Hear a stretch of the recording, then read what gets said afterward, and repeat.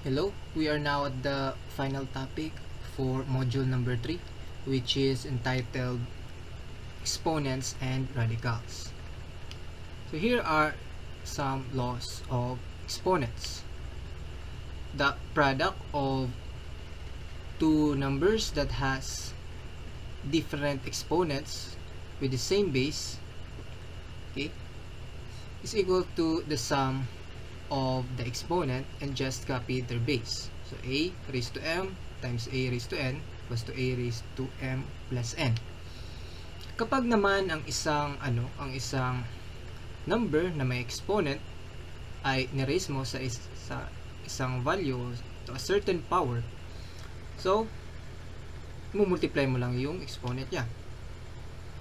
Then if we have two numbers with the same base that has exponents, different value for exponent, kapag yung numerator niya ang may mas mataas na value compared to the denominator, ang magiging equivalent niya ay mapupunta dun sa numerator.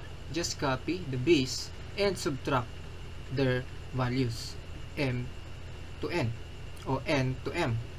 While if the value of the denominator is greater than, okay, kung n ay greater than dun sa exponent nung nasa numerator mo, okay, just copy the base at the denominator and subtract their exponents. Kaya kung alin lang naman yung mas mataas na value ng exponent, yun yung subtrakan mo at dun siya mag-stay. Okay? Kapag naman magkaibang number o magkaibang variable ang erase mo ng any value, so pwede mong i-distribute yung exponent na yun. Next, same sa fraction, madi-distribute din yung exponent niya sa numerator and denominator. Next, for the roots, given x raised to n equals to a, then x is said to be the nth root, okay, nth root of a. In particular, if n is equals to 2, x is square root of a, and if n is equals to 3, x is the cube root of 3. So yun nga, kung x raised to 2 is equals to a, so kung ililipat mo siya sa kabila, ang square, kabaliktaran niya ay yung square root. Kaya, yan ang equivalent niya, square root of 8. Ganun din kapag 3. Okay, lipat mo sa kabila. Ang equivalent nun ay cube root of 8. Sample dun, itong 2 raised to 3 equals to 8. So, ang cube root ng 8 ay equivalent sa 2. Radicals, the principal nth root of a is denoted by the symbol of the nth root of a. The symbol called radical. Okay, itong paganyan. The integer n here, okay, kung ano yung pang root mo, yun naman yung tinatawag natin na index. So ito ang index. Square root, cube root, yan mag-identify kung ilang root siya. And the number a under the radical sign is called the radical. So kung ano yung nakapaloob sa ating radical symbol, yun yung ating radical. So fractional exponents, if a number is raised to power of fraction, so ang equivalent nun ay the nth root of a raised to m. Okay. Kapag zero exponent naman, o yung ating yung numerator ay may parehas na value sa denominator, ang kalalabasan lang doon ay magiging 0 yung kanyang exponent. So any number raised to 0 is equals to 1. Negative exponents, if we have a negative exponent in a number, so ang magiging equivalent lang naman niya ay magiging reciprocal siya at magiging positive na yung kanyang exponent. So as you can see here, if we have a raised to negative n, so mapupunta siya sa denominator. Okay, magiging fraction siya at mapupunta sa denominator at magiging positive na siya. Sample, meron tayong 5 raised to negative 2, magiging 5 raised to 2 na siya, or 1 over 25. Ito naman, 2x, okay, the quantity of 2x raised to negative 3. So, pwede naman natin siyang simplify na agad. So, coefficient muna, erase natin sa negative 3, and yung x raised to negative 3, magiging since negative yung mga exponents natin, punta na natin sa ilalim. Okay? 2 raised to 3 and x raised to 3, or 1 over 8 x raised to 3. Next. So yan. 8 over 27. So, x minus 6 y raised to 3. So, rearrange na lang muna natin yung lahat na may negative exponent. Lahat mapupunta dun sa denominator. Yung iba naman mapupunta sa numerator. Kaya ito, magiging 8. Itong p mapupunta sa taas. P raised to 9 y raised to 3 over 27 x raised to 6 q raised to 6. That's the answer. Okay. Rational and irrational numbers. Rational numbers are numbers that can be expressed as the quotient of two integers. Yan, example natin dyan, yung mga fractions, whole number, kasi pwede siyang i-divide sa 1, mga decimals. Okay. Kapag sinabi naman nating irrational, yung number, okay, it cannot be expressed as rational. Example dyan, yung mga natin, yung mga radicals. Okay, and yung pi. Hindi siya ma-express as a fraction.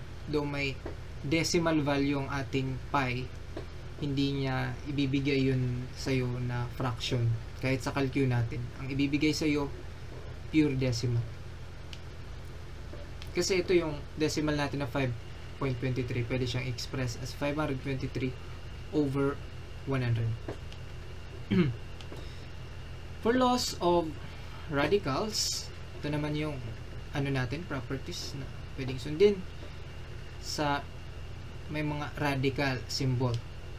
For an nth root of a is to be raised by n, maka-cancel out lang yung ating exponent at yung radical symbol. Matitira ay a. Same dito. Okay?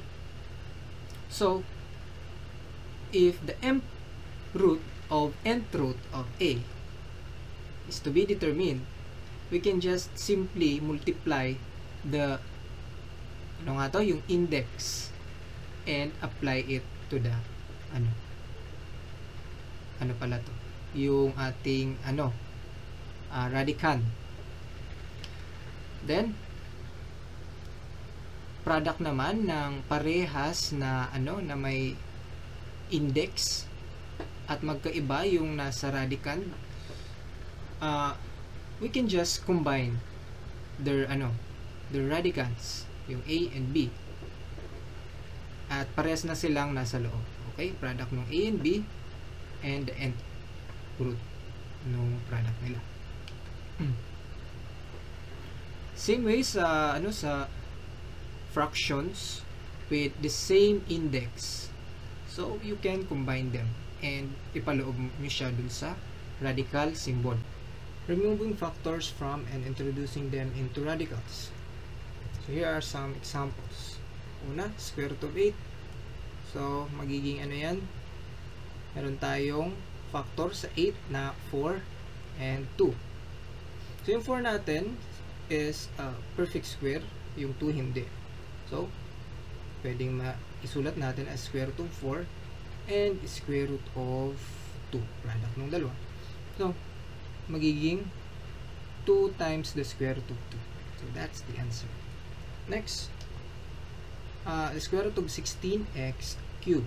So ang 16 perfect square, pwede mo na siyang ilabas sa radical symbol and apply square root, kasi understood na yun kapag yung radical symbol natin wala tayong index nakalagay, automatic yung n mo dun ay 2. Kaya square root ng 16 ay 4 square root of x cubed.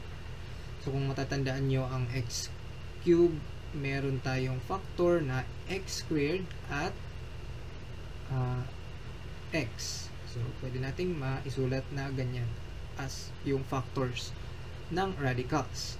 Kaya ang x squared, square root of x squared, makakancel yung radical symbol. Magiging 4x, the square root of x. That's the answer. Square root of 75 a squared b cubed. So ganun ulit, same process. Okay? Ang 75 may factor yan na 25 times 3. Okay? Actually, 25, pwede pa yan. 5 times 5. So, but 25 is a perfect square. As much as possible, ma-identify natin yung perfect square dyan. A squared b cubed. So, makakalabas na yung 5, matitira yung 3. Yung a din makakalabas kasi perfect square. Then, ang b cubed, pwede nating i-factor yung b squared and b. Okay? Product ng b squared and b para maging b cubed. Pwede na rin makalabas yung b. Kaya, ab, the square root of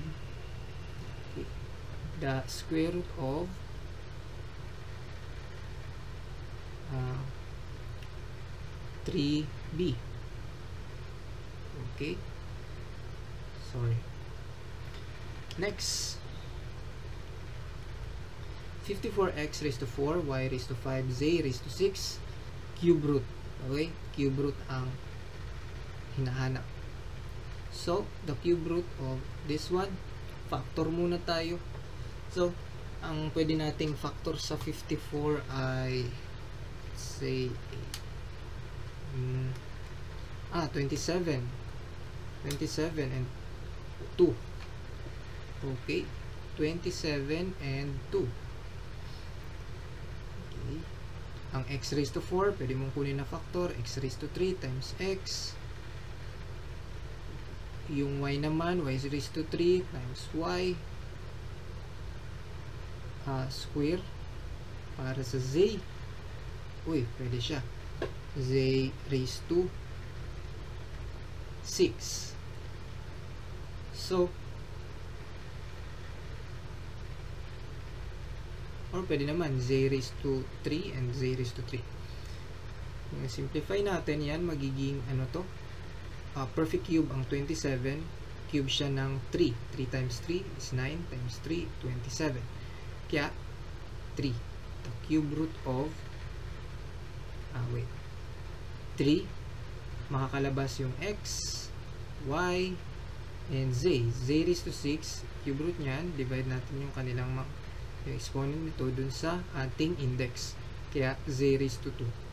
So, matitira dun sa loob ay 2 x y squared.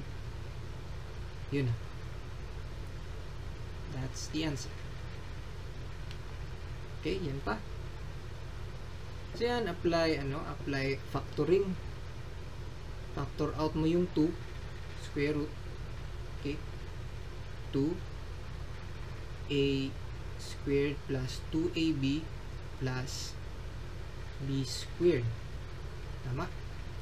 This is a perfect square. Kaya, 2 times A plus B ang formula. So yan, apply. So kung ito factor yan, pwede mo siyang i-write down as the square root of 2 times the square root of the sum or the square of the sum of A and B. Cancel out yung radical symbol, kalalabasan ay A plus B times the square root of 2. So that's the answer. Reducing the index of a radical. So, gusto nating i-eliminate yung o bawasan yung index ng radical. Sobrang taas. So, babalikan natin yung law of radicals. As you can see here, the radicand, meron tayong perfect square na term. And 49 is a perfect square. So, kung i-rewrite natin, 49 is 7 times 7. Okay? 7 square times A square. Or, rewrite natin, 7A raised to 2. Kaya, babalikan natin yung laws of radicals. Ang form nito ngayon ay magiging 7A raised to what? 2 raised to 4. So, babalikan natin kung meron tayong m root of A raised to n. Equivalent yan ay A, okay, A raised to n over m. Okay, kasi pag fraction yung exponent mo, okay, fraction yung exponent mo, usually yung denominator yun yung mag-identify ng index, ng root. At yung n naman, yun naman yung exponent mo na i-apply dun sa ating base ng exponent. So, same dito. 6th root of 25, 6, 5 square, magiging 5 raised to 2 over 6 or 5 raised to 1/3. As you can see, 5 raised to 1/3 is equivalent to what? The cube root of 5. So, pwedeng yan na rin na yung simplest form natin kasi na-reduce na natin yung index. Same here, 7A raised to 2/4. Fraction yan. So, magiging 1/2. 2/4 is equivalent to 1/2.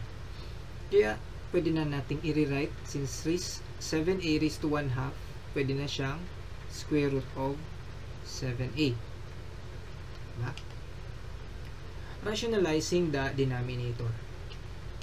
As much as possible, we don't want a radical at the denominator kasi mas mahirap siyang i-operate. So, given here, we have 1 over the square root of 3. So, kung babalikan nga natin dun sa laws of fraction or dun sa theories na meron sa fraction, kapag minultiply natin ang isang fraction with the same value of numerator and denominator, it doesn't change its value or the value of it remains unchanged. Kaya ito, in solving this problem or in rationalizing the denominator of a radical,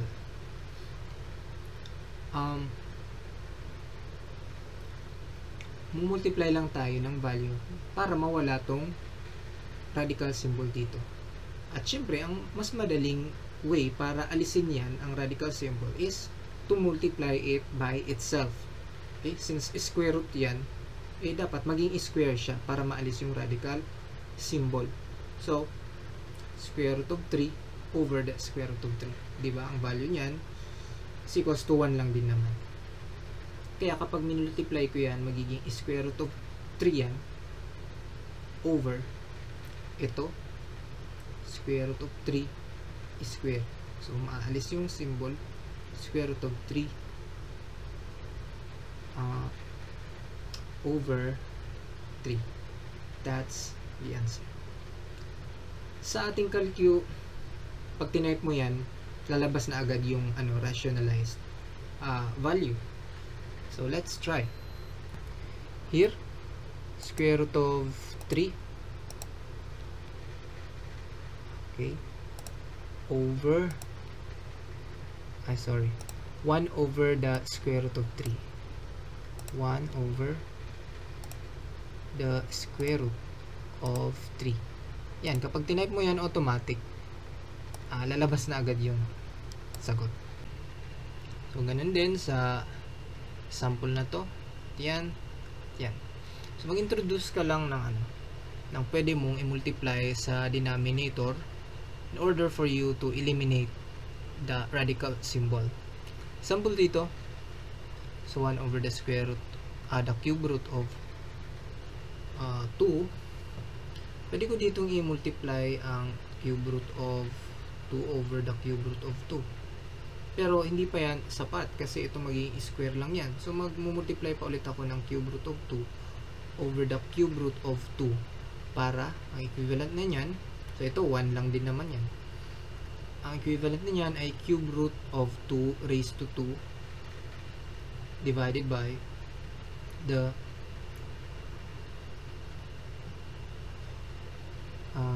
cube root of 2 raised to 3. So makakancel yung radical symbol. By the way, yung sa calculator natin hindi yun applicable sa lahat, but some of the solution kaya niyang i-solve, i-rationalize, but not all. Especially dito sa example na to. Pwede mo lang gawin ay pang-check siya. Kapag tinype mo to, bibigyan ka ng ng decimal na value, pero hindi niya i-rationalize kasi naka-cube root. So balik tayo dito. Ito ang equivalent niyan. Kapag ni-raise mo sa 2 ang cube root, ito pwede mong ipasok yan, kaya magiging cube root of 4 na siya. Kaya ito, divide na siya sa 2. Yan ang sagot. Ito, parehas. Kung square root of 2 over the square root of 3, ang equivalent niyan, multiply ka lang ng square root of 3 over the square root of 3 para maalis yung radical symbol sa denominator. So, we have the square root of 2 times 3 over square root of 3 square equals to square root of 6 over 3. Yan ang sagot. Ito naman. Paano to? So, sum of radicals. Mas maganda na na way para ma-eliminate mo ang sum of radicals is mag-introduce ka ng conjugate. Okay? O yung conjugate dito sa denominator natin, o yung may kaparehas na value sa kada term niya, kaya lang opposite lang yung sign ng isang term. Kaya multiply ko dyan, square root of 3 minus the square root of 2 over the square root of 3 minus the square root of 2. So, pag minultiply ko yan, okay, multiplication, ang kalalabasan ay ito. So kung ganyan na siya, combine similar terms, or multiply mo pa yung iba, square root of 3 minus square root of 2 plus square root of 6 minus square root of 4, which is positive 2. Okay? Minus 2. So, familiar sa inyo itong nasa denominator. Di ba? Ang equivalent ng ating denominator kapag difference nung difference o itong parehas itong nung minultiply natin yung dalawang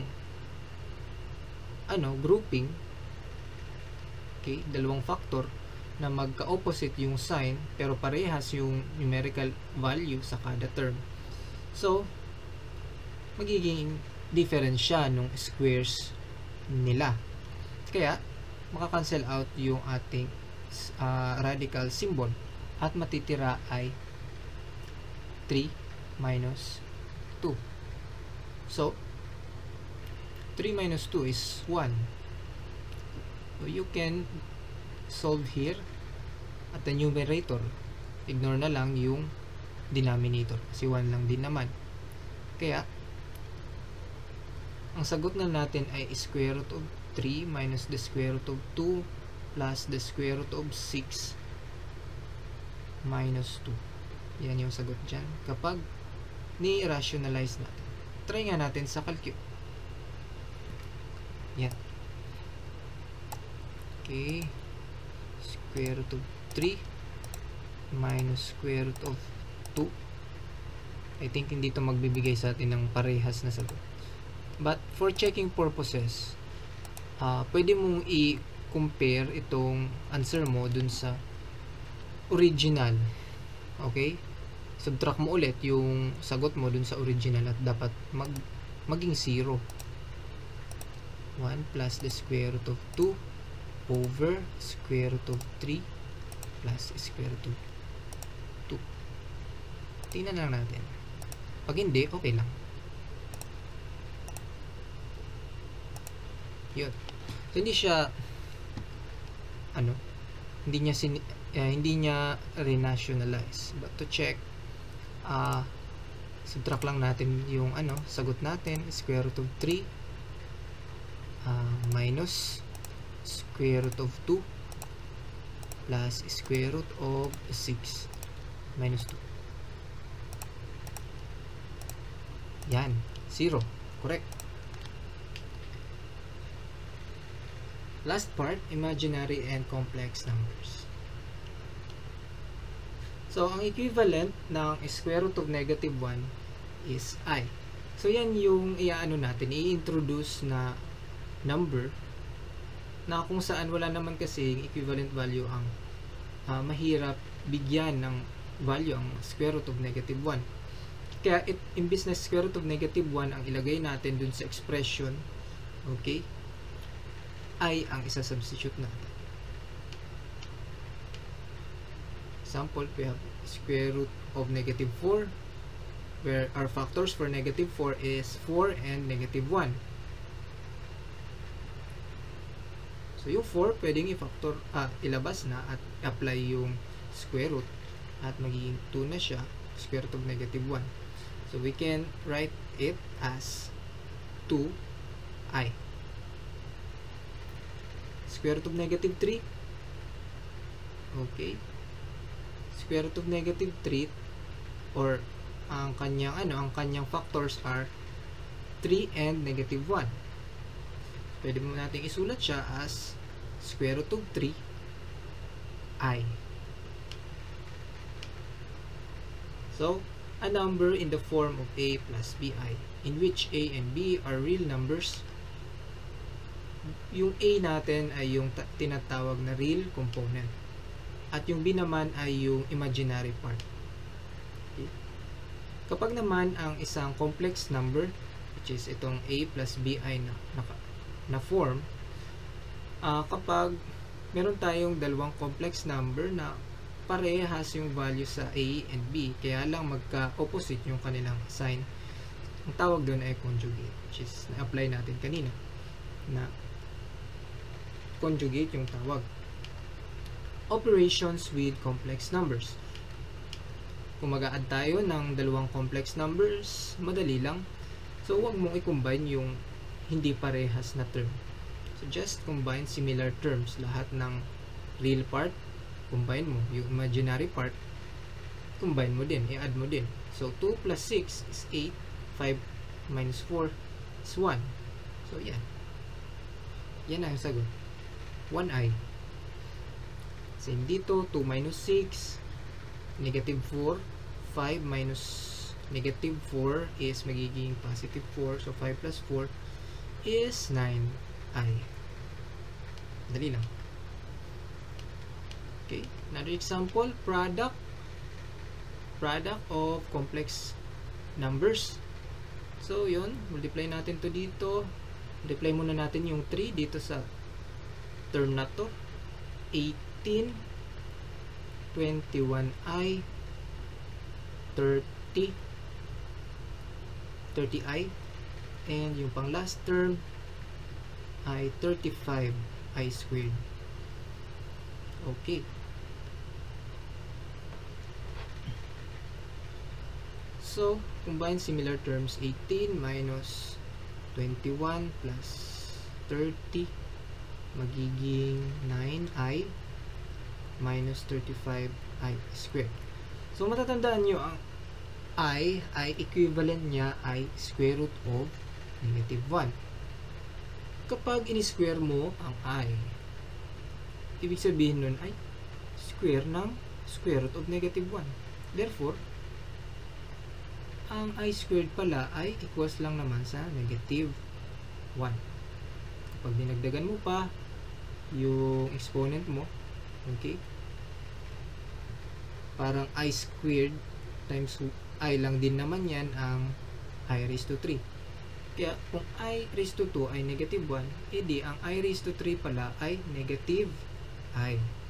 For I raised to 4 naman, meron tayong dalawang I squared times I squared. Kapag minultiply mo ang dalawang negative 1, edi ang resulta nun ay positive 1. So, balik tayo dito. I squared is equals to negative 1. So, palitan mo lang yung I squared. Minus 35 times negative 1. 18 minus 9i plus 35. Minus 9. 35 plus 18. Add natin. 53. 53 minus 9i. Yan ang sagot. So, ganun din dito sa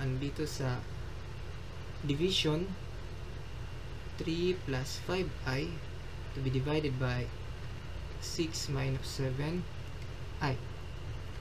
Para ma-eliminate mo yung imaginary part sa ating denominator, mag-introduce tayo ng conjugate, both the numerator and denominator. So, kung susunod natin yung nasa denominator, kaya 6 plus 7i over 6 plus 7i.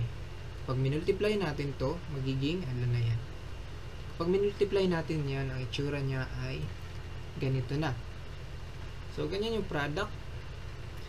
At yung sa denominator, magiging 36 minus 49 I squared. Pag minultiply naman natin yung dalawang binomial, ito na yung kalalabasan. So yun, yung I squared ma-eliminate natin since I squared is equals to negative 1. Sinubstitute doon, magiging negative 35 na siya. Combine similar terms, naging negative 17 plus 51i. Same din dito, negative 1. So positive 49 plus 36 is positive 85. That's the answer. So, yan. So, that's the end of module number 3. Medyo madami, but these are essential, lalo na sa algebra, na dapat pag-aralan talaga natin, or we should be familiar in solving problems and simplifying some expressions. And, yun nga, dapat maiano natin into its simplest form, so that it would be easier for us to solve any problem, mapaanong subject man yan. So, thank you for watching, and God bless.